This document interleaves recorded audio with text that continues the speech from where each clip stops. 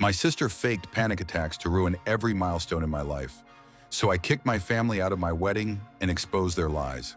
On the happiest day of my life, I chose to keep my own parents and sister away.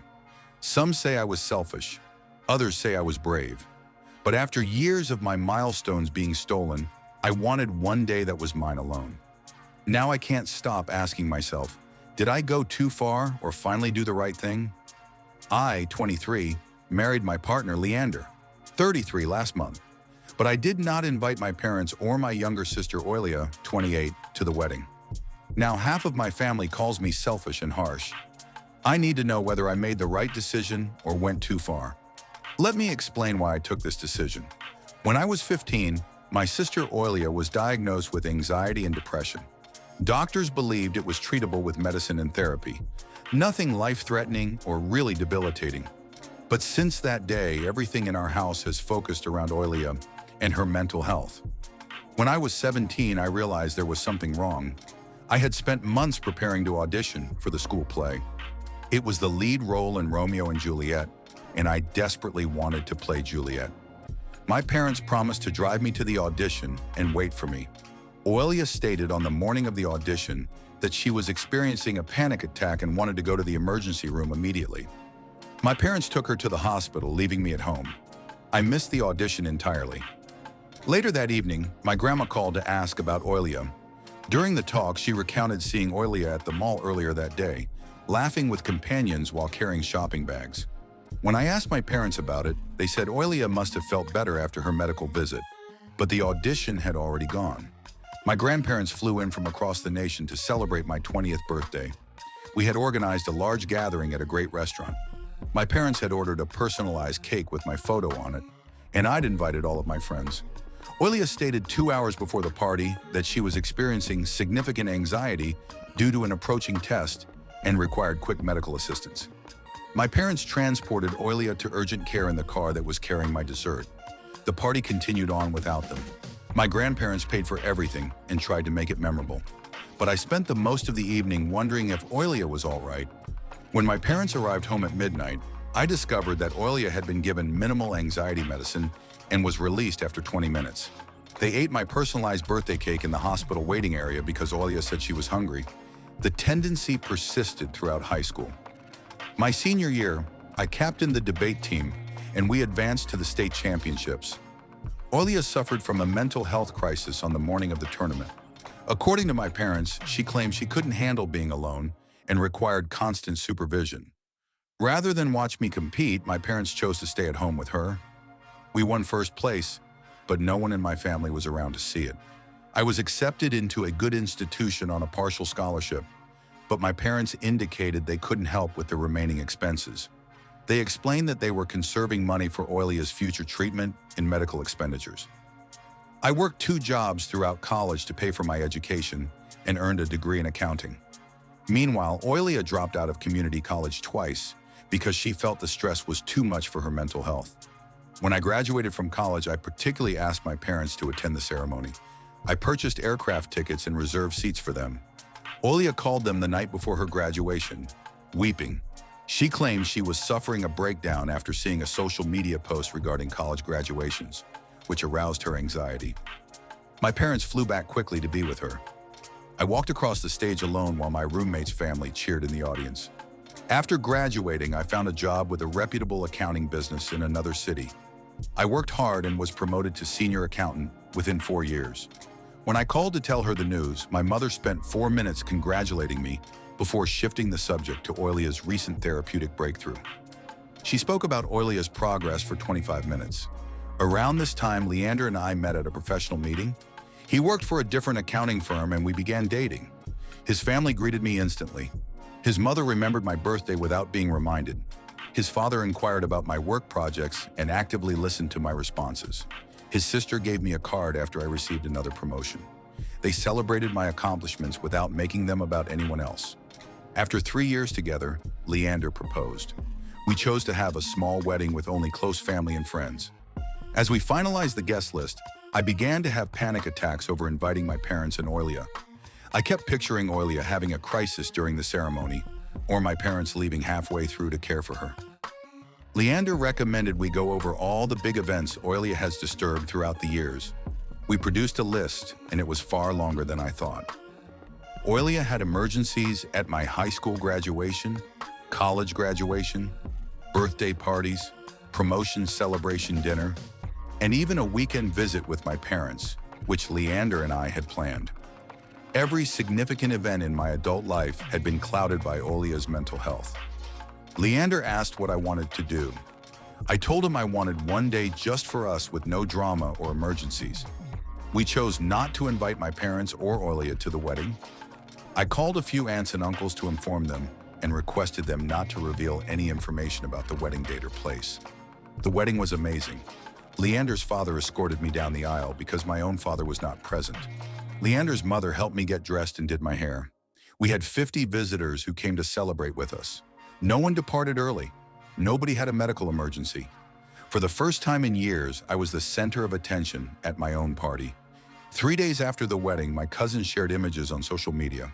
My parents noticed them and promptly called me. They left 15 voicemails and sent many text messages. My mother described me as ungrateful and selfish.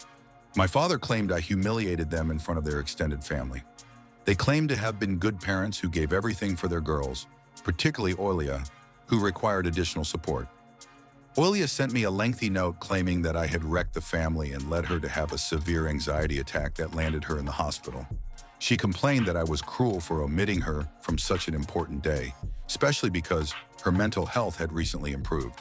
Several aunts and uncles called to lecture me on family loyalty. They claimed that mental illness was not Oilia's fault and that I should be more tolerant. They emphasized that my parents did their utmost to support both of us and that Oilia actually requires assistance. A few cousins have stopped speaking with me completely, but several family members have been supportive. My grandma stated she knows why I took this decision, but she wishes everything had been different. One of my uncles stated that he had noticed the pattern over time and that it was unfair to me. Now I'm wondering if I was incorrect. Perhaps I should have given my family another chance. Maybe Oilia was genuinely sick all those times and I'm being overly harsh. My parents made many sacrifices for Oilia over the years, and mental illness is a legitimate medical issue. Maybe I was selfish for putting my own happiness before Oilia's, but I remember how peaceful my wedding day was. For once, I did not spend the entire occasion worrying about another person's crisis. I was able to focus solely on marrying the person I love with no distractions or controversy. Leander and I were able to fully enjoy our celebration. I've been married for a month and my parents still don't speak to me. Alia occasionally texts me asking when I plan to apologize and make things right. The rest of the family is divided, with some defending me and others believing I went too far. I need honest feedback from folks who don't know my family. Was it bad of me to exclude them from my wedding? Should I have handled things differently? Am I being cruel to Oilia and my parents? Or was this the best decision for my mental health and marriage? Update 1. I'd want to thank everyone who replied to my first post. Strangers' encouragement helped me realize that I was not alone in noticing a trend in my family's conduct. Some others mentioned something called medical trauma, which provided me a new perspective on my childhood experiences. Much has happened since I last updated. First, my parents upped their efforts to get me to apologize. My mother called Leander's employer and informed his manager that he had snatched their daughter and turned her against her family members.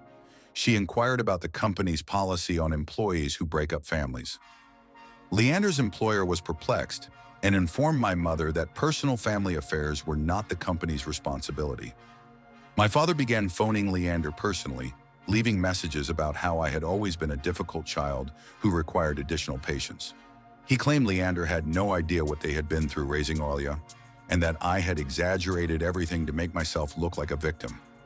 He requested Leander to persuade me to reconcile with them. The most upsetting thing was when my mother contacted Leander's mother and cried because they had lost their daughter. She said I had shut them off without notice and refused to explain why. Leander's mother, a retired social worker, listened intently before asking some questions about our family background. When Leander's mother inquired about specific events such as graduations and birthdays, my mother became defensive. She said that Oilia's mental health needed sacrifices from everyone in the family and that I was overreacting to a few missed occasions. Leander's mother pointed out that missing every key milestone in a child's life involved more than simply a few events. My mother accused Leander's family of poisoning me in front of my own parents, which ended the conversation horribly. Leander's mother later informed me that my mother hung up on her when she argued that parents should be entitled to attend their children's graduations without being denied. But the biggest surprise came from my cousin Jessica, 26F, who lives in the same city as my parents. She called me last week with unexpected information. Jessica informed me she had been thinking about my wedding plans and remembered something unusual from when we were teenagers. She stated that she had always felt Oilia's timing for her emergency was odd, but she never said anything because mental illness is meant to be unpredictable. Then Jessica told me about an incident that occurred when I was 17. It was the night of my senior prom. I'd saved money from my part-time work to buy a dress and get my hair professionally done. My date was the guy I'd been crushing on for a year, and he had finally asked me. Oilia began experiencing what my parents described as a serious panic attack 2 hours before the prom. She claimed she couldn't breathe and felt as if she was dying. My parents hurried her to the emergency room and told me they'd attempt to return in time for photos. They never returned, and I ended up attending prom with my date's family, who took photos of us. Jessica explained that she had been working at the movie theater that night and had seen Oilia with her boyfriend at the time I was supposed to be taking pre-prom. Oilia was eating popcorn and appeared perfectly normal. Jessica found that weird, but imagined Oilia had healed quickly and my parents had granted her permission to go out. Jessica never told me about it since she didn't want to cause family conflict. But after hearing about my wedding, she began to wonder how many other times Oilia's remarkable recoveries corresponded with crucial moments in my life. This information impacted me harder than I anticipated. I had always considered that Oilia's panic attacks were genuine, despite the inconvenient timing. Learning that she was out having fun while I missed my senior prom made me reconsider everything. I decided to review Oilia's social media posts over the years. What I discovered was disturbing. On the day of my college graduation, when she was supposed to be having a breakdown about graduation triggers, she posted images of herself at a music festival. The timing indicated that she was posting at the precise same time that my parents were traveling home to care for her. When she suffered the panic attack that disrupted my 20th birthday party, she had checked into a restaurant across town with her pals 2 hours later. The location tag indicated she was present at the time. My parents stated she was too anxious to be left alone. I discovered at least 6 such instances in which Oilia's social media behavior contradicted the emergency that had disrupted my events. She was often out having fun with her buddies, looking happy and normal. I took screenshots of everything and gave them to Leander. He was quiet for a long time after reviewing the evidence. Then he inquired if I felt Oilia was faking her mental health problem to destroy my special days. I didn't want to think my own sister could be that calculated and vicious, but the evidence was right there in her own social media posts. She had been lying about medical issues for years, and my parents had either been duped or had helped her. This realization altered my perspective on my entire childhood and adolescence. It wasn't simply terrible luck or lousy timing. Oilia had purposefully destroyed my accomplishments and celebrations. My parents had encouraged her behavior by never questioning her quick recoveries or convenient scheduling. I chose to approach Oilia directly. I phoned her and asked her why she was posting from a music festival during my college graduation when she was supposed to be having a mental health crisis. She remained silent for nearly a full minute. Then Oilia burst into tears, accusing me of hitting her while she was already struggling. She stated that her social media posts did not convey the full story and that she frequently forced herself to go out despite suffering panic attacks. She said I was being unkind by questioning her mental instability. But when I brought up the movie theater event from prom night, Oilia's account fell apart. She couldn't explain why she was eating popcorn and laughing with her partner when she should have been in the ER with a panic attack. Oilia eventually revealed that she would fake her symptoms when she felt I was receiving too much attention. She claimed it was unfair because I excelled in everything, while she suffered from mental health concerns. She stated that she too deserved support and attention, especially since I was being recognized for accomplishments that came naturally to me. I asked Oilia whether she realized that her phony emergencies had forced me to miss important life events that I would never get back. She claimed that my events were not more essential than her mental health requirements, even though she had exaggerated at times. The talk ended when Oilia accused me of being a bad sister who never supported her mental health journey. She said that I was using a few social media posts to invalidate years of true worry and sadness. After we hung up, I realized Oilia had not apologized for anything. She had not admitted the agony her falsehoods had caused me. Instead, she attempted to make me the villain for exposing her dishonesty.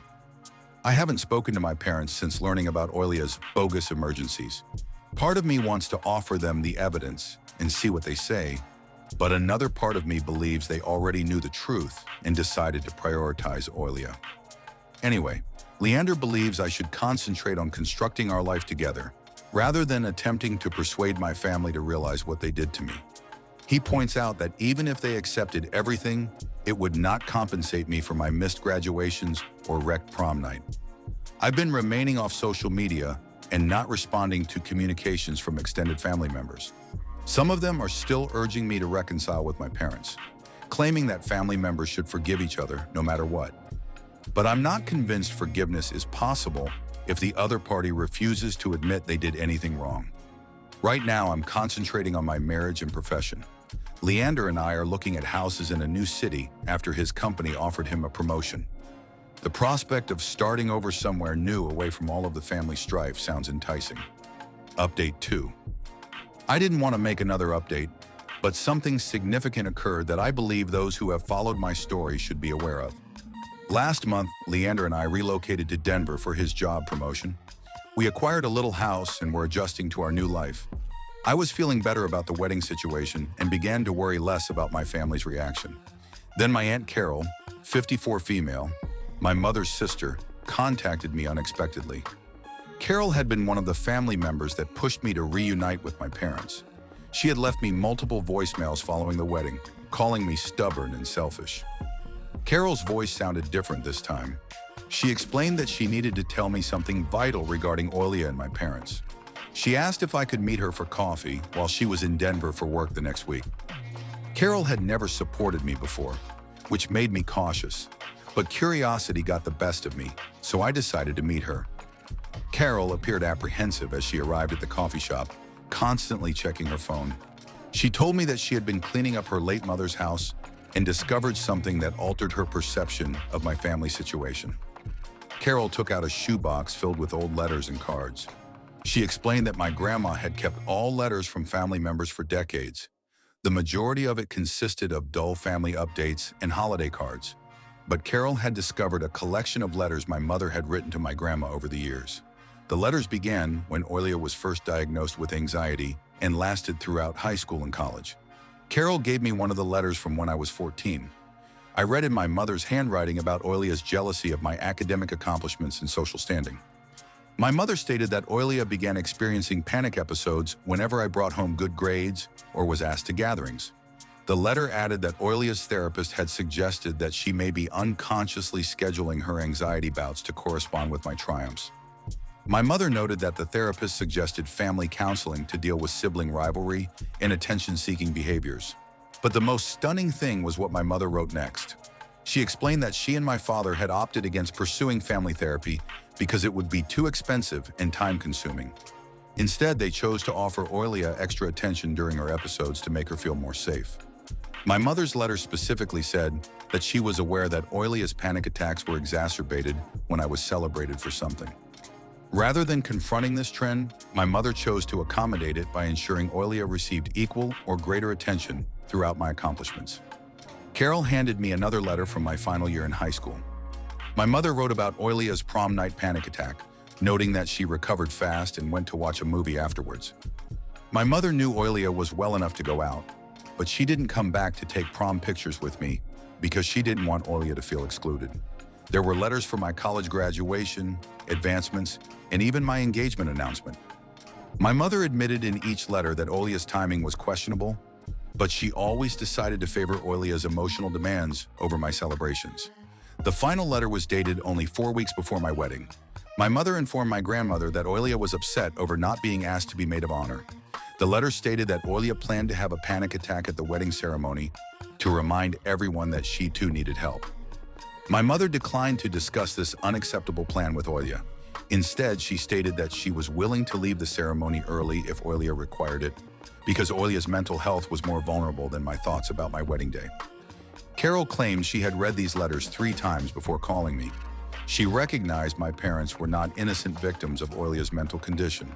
They had actively participated in a routine that valued Oilia's attention-seeking conduct over my actual accomplishments. I asked Carol why she was showing me this now, given how critical she had been of me after the wedding. She stated that reading my mother's own words convinced her that I was telling the truth regarding the sabotage pattern. Carol apologized for not believing me sooner. She remarked that from the outside, my parents appeared to be doing their best to deal with a mentally ill child.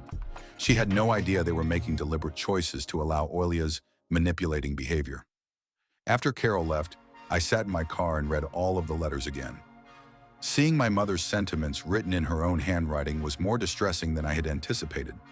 She'd known all along that Oilia was timing her episodes to mar my wonderful times.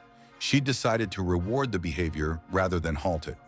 When I arrived home, I showed Leander the letters. He remained quiet for a long time after reading them. Then he apologized for making me see proof of my parents' disregard for my happiness. I decided to make copies of the letters and send them to Oilia. I included a note asking her to explain why she thought it was okay to plot panic episodes just to ruin my wedding and other activities. Oilia contacted me 4 days later, shouting and wailing. She claimed that I had no right to have those letters and was invading her privacy by reading them. She maintained that her mental health issues were genuine, even if she occasionally exaggerated them for attention. I asked Oilia whether she knew that preparing to stage a panic attack during my wedding ceremony was cruel and deceitful. She explained that she did not go through with it since she had not been invited. Therefore, I should be glad rather than furious. Oilia then said something that stunned me. She explained that she had always believed that our parents liked me more because I was accomplished and easy to nurture. She said that her anxiety and depression were legitimate medical issues, but she had discovered that having episodes gave her the attention and care she desired. Oilia said that she never wanted to upset me and that she deserved parental support and celebration as well. She claimed that my accomplishments came easily to me. However, her mental health difficulties were hard effort that deserved attention. I informed Oilia that fabricating medical issues to divert attention away from other people's accomplishments was not a legitimate method to get support. I pointed out that her actions had forced me to miss important events, such as graduations and proms. Oilia stated that the incidents were less essential than her mental health requirements. She told me I was selfish for putting parties and ceremonies ahead of her mental well-being. She accused me of not caring about her problems or helping her recover. Oilia finished the call by saying she was banning my number and never wanted to talk with me again. She claimed that rather than helping her healing journey, I opted to destroy our family by publicizing private business. I haven't heard from my parents since Carol showed me the letters. I believe Oilia told them that I have evidence of their enabling actions. Part of me wants to confront them with the letters, but I'm not sure what I'd learned from the talk. Leander believes I should let the whole affair go and concentrate on our new life in Denver. He points out that I now have irrefutable proof that I made the correct decision in not asking them to the wedding.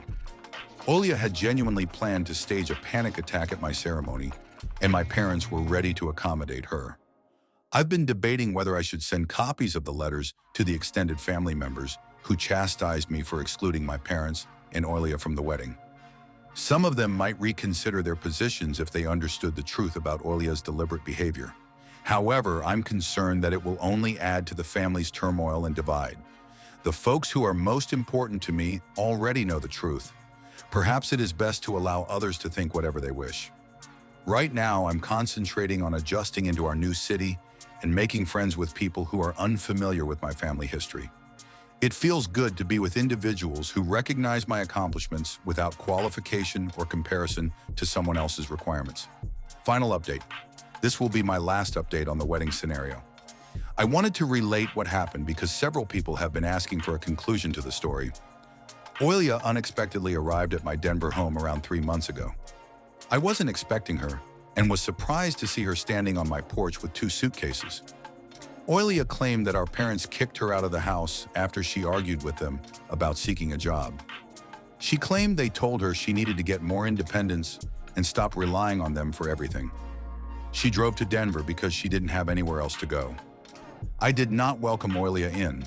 Instead, I asked her why she believed I would assist her after everything that had occurred. She burst into tears and told us that we were sisters, and that family was supposed to support each other no matter what. Oilia informed me she had been reflecting on our relationship and understood that some of her behavior over the years had been inappropriate. She offered to work on herself and repair our relationship if I would give her a chance. I particularly asked Oilia about the planned panic attack at my wedding, which my mother had mentioned in her letter to my grandma. Oilia agreed to suggesting the idea but claimed she would never have followed through on it. When I pressed Oilia about all the other fabricated situations over the years, she grew defensive. She admitted that her mental health issues were real, even if she occasionally exaggerated symptoms for attention. She claimed that I was being unfair by focusing on a few incidents rather than appreciating her legitimate medical requirements.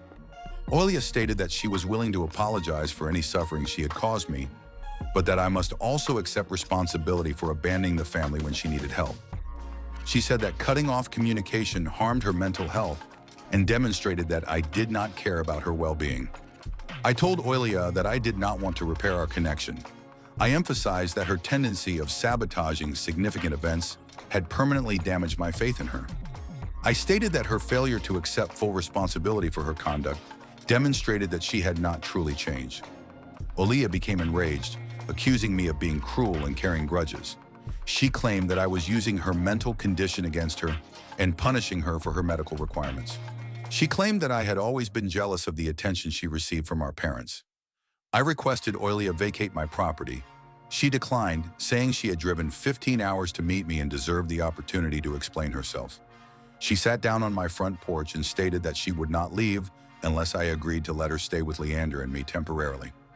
I had to contact the police to have Oilia removed from my property.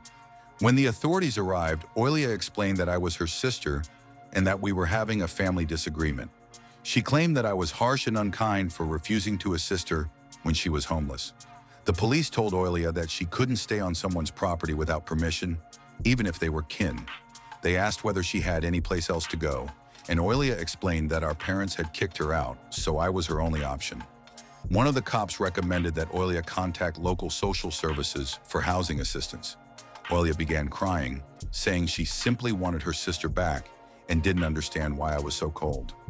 After the cops left with Oilia, I was shaken by the experience. Leander arrived home from work to find me sitting on the couch staring at nothing. He asked what had happened, and I informed him about Oilia's sudden visit. Leander was anxious that Oilia would return or escalate her attempts to reach me. He suggested we put security cameras around the house and seek a restraining order if Oilia continued to harass us. My father called me 2 weeks later, the first time since the wedding. He explained that Oilia was staying at a motel and had ran out of money. He asked if I would reconsider assisting her because she was my sister and family should take care of one another. I asked my father if he had read the letters my mother had sent to my grandma about Oilia's fabricated emergencies. He was quiet for a bit before explaining that those letters were private correspondence that I had no right to access. When I asked my father if he knew Oilia had planned to stage a panic attack at my wedding, he replied Oilia's mental health difficulties were complex and I was oversimplifying the situation. My father believed that Oilia actually suffered from anxiety and despair, even if she occasionally acted out for attention. He stated that, as her family, we should encourage her recovery rather than blame her for her sins. I informed my father that I was done allowing Oilia's manipulating behavior. I emphasized that her tendency of undermining my accomplishments had harmed me in ways that could not be mended with a simple apology. I said that I was not responsible for resolving issues that he and my mother had caused by supporting Oilia's attention-seeking conduct. My father became angry and accused me of being selfish and cruel. He explained that Oilia was truly struggling and required family assistance to get back on her feet. He argued that I was neglecting my responsibilities as a sister and daughter. I explained to my father that Oilia was an adult who needed to face the consequences of her conduct. I pointed out that she had spent years purposefully damaging my critical moments and that I was not bound to rescue her from the consequences of her actions. My father closed the conversation by saying that he was ashamed of the person I had become. He informed me that my mother was sad after losing both of her daughters and that my stubbornness was driving the family apart. I haven't heard from any of my family members since that phone conversation 7 months ago. Leander and I settled into our lives in Denver and met new people through work and neighborhood activities. We joined a hiking group and volunteered at a local animal rescue together. Last month, I was promoted to accounting manager at my company. When I told Leander about my achievement, he took me out to dinner and contacted his parents to congratulate me.